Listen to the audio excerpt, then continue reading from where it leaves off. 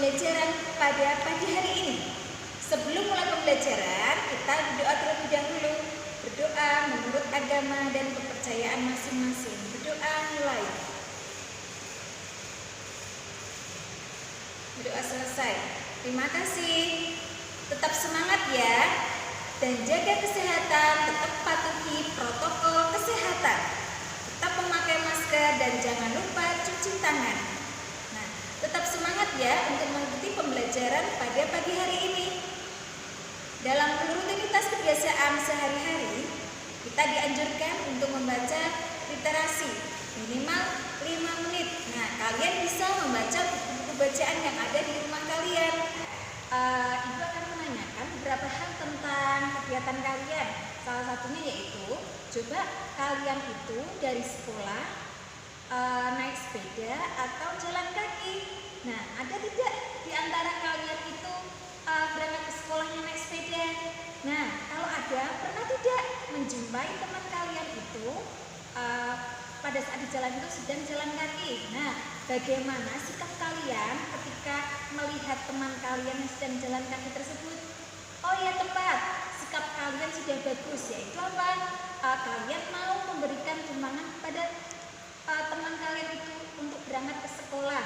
Nah, dari ilustrasi yang sudah Ibu sampaikan tadi, nah kita masuk ya untuk mempelajari pembelajaran mengenai makna dan pengamalan sila kedua Pancasila. Dalam pembelajaran kali ini kita akan belajar untuk makna dan pengamalan sila kedua. Nah, coba perhatikan ya. Bunyi sila kedua Pancasila yaitu apa? Kemanusiaan yang adil dan beradab. Nah, kita akan mempelajari tentang lambang sila kedua. Lambang sila kedua yaitu rantai emas. Rantai emas merupakan simbol dari sila kedua Pancasila. Mata rantai dari rantai emas ini berbentuk lingkaran dan persegi yang saling berkaitan hingga membentuk suatu lingkaran. Nah, dicermati ya lambang sila kedua dari Pancasila. Selanjutnya yaitu makna rantai emas sila kedua. Mata rantai berbentuk persegi merupakan lambang laki-laki, sedangkan mata rantai yang berbentuk lingkaran merupakan melambangkan perempuan. Mata rantai yang saling berkaitan ini melambangkan hubungan setiap manusia, di mana laki-laki dan perempuan itu harus bersatu sehingga menjadi kuat seperti rantai. Nah, kita akan perhatikan penerapan sila kemanusiaan yang adil dan beradab dalam kehidupan sehari-hari dengan bersikap saling mencintai sesama manusia. Nah, kita akan memperhatikan ya contohnya yaitu apa? Menyayangi anggota keluarga dan tidak berbuat kasar. Coba perhatikan, amati gambar tersebut ya. Di dalam keluarga itu saling menyayangi satu sama lain. Contoh yang kedua yaitu membantu mengerjakan pekerjaan rumah. Itu antara ibu dan anak saling bekerja sama untuk mengerjakan pekerjaan rumah. Yang tadi sudah Ibu jelaskan. Nah, coba nanti kalian diskusikan bersama ayah bunda kalian di rumah. Nah, kalian amati kegiatan di lingkungan tempat tinggal kalian. Apa saja yang termasuk dalam pengamalan sila kedua? Nah, nanti kalian tulis, kalian sampaikan dalam bentuk nanti bisa difoto, masukkan ke WhatsApp kalian masing-masing ya. Nah, selanjutnya yaitu pengamalan sila kedua itu di situ ada nilai-nilai moral yang terkandung di dalamnya. Nah, nilai moral itu dapat ada juga dalam cerita fiksi yaitu dongeng. Nah, coba dongeng itu apa? Dongeng merupakan cerita fiksi yang di dalamnya itu mengandung beberapa nilai moral yang ada. Nah, coba perhatikan cerita fiksi yang Ustazah sampaikan. Cerita fiksi tentang harimau dan petani. Dahulu kala, Pulau Jawa adalah sebagai dataran luas yang masih dikelilingi oleh hutan belantara yang lebat.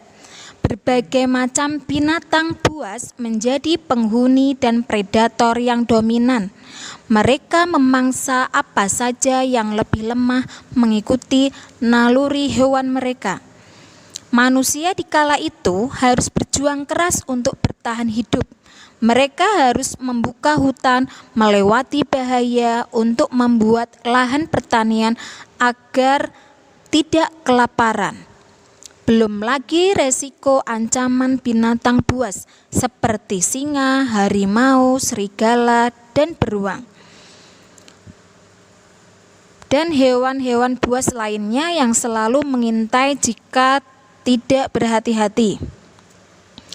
Perbuatan yang baik pasti akan mendapat balasan yang baik pula, kata Pak Karsa dalam hati untuk menghilangkan rasa ragunya. Pak Karsa pun terjun ke dalam lubang dan mengeluarkan anak harimau satu persatu. Petani yang ikhlas ini dengan sangat hati-hati mengangkat anak harimau dan meletakkannya di pinggir lubang. Hingga akhirnya dia mengeluarkan anak harimau yang ketiga. Ketika anak harimau terakhir telah dikeluarkannya, tiba-tiba Pak Karsa mendengar suara auman yang sangat keras. Dilihatnya induk harimau telah berada di pinggir lubang itu, sedangkan Pak Karsa masih ada di dalam lubang. Tentu saja petani yang baik itu sangat terkejut. Wajahnya pucat pasi karena menahan rasa takut yang teramat sangat. Hal tersebut dapat dimaklumi karena posisi Pak Karsa tersudut di dalam lubang tanpa dapat lari kemana-mana. Akhirnya Pak Karsa pun pasrah. Dia sudah siap menerima nasib apapun yang akan menimpanya. Pak Karsa berkata pada harimau itu, "Hai harimau, aku tak bermaksud jahat. Aku hanya berusaha menolong anakmu agar tak tenggelam dalam lubang ini. Lalu, apakah kau akan membalas niat baikku dengan memakanku?" tanya Pak Karsa. Mendengar kata-kata Pak Karsa, harimau menjadi terdiam. Dia menatap Pak Karsa seolah memiliki arti lain. Tak lama kemudian, harimau itu membawa anaknya pergi meninggalkan Pak Karsa tanpa melukainya. Konon kabarnya, harimau dan petani itu menjadi sahabat baik. Bahkan harimau itu sering menemani Pak Karsa di sawah, menjaganya dari serangan hewan-hewan buas di hutan.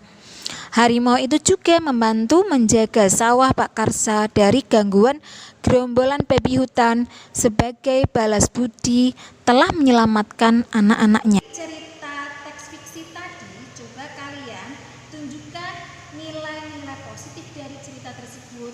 Kalian analisis pesan moral yang ada dalam teks cerita tersebut. Kalian diskusikan bersama orang tua kalian. Demikian pembelajaran kita pada pagi hari ini. Nah, pembelajaran pagi hari ini dapat kita simpulkan yaitu apa? Makna pengamalan sila kedua Pancasila, yaitu apa? Kemanusiaan yang adil dan beradab. Dalam makna itu, kita dapat menyimpulkan yang pertama yaitu mengembangkan sikap tenggang rasa. Yang kedua, kita dapat menunjukkan sikap saling menyayangi sesama manusia. Yang ketiga yaitu menjunjung tinggi nilai-nilai kemanusiaan. Yang keempat, tidak semena-mena terhadap orang lain. Yang kelima yaitu berani membela kebenaran. Nah, yang terakhir yaitu ramah kepada semua orang. Sedangkan tadi dalam teks cerita fiksi tersebut kita dapat mengambil nilai moral yang ada, yaitu apa? Rela berkorban meskipun nyawanya itu dapat terancam.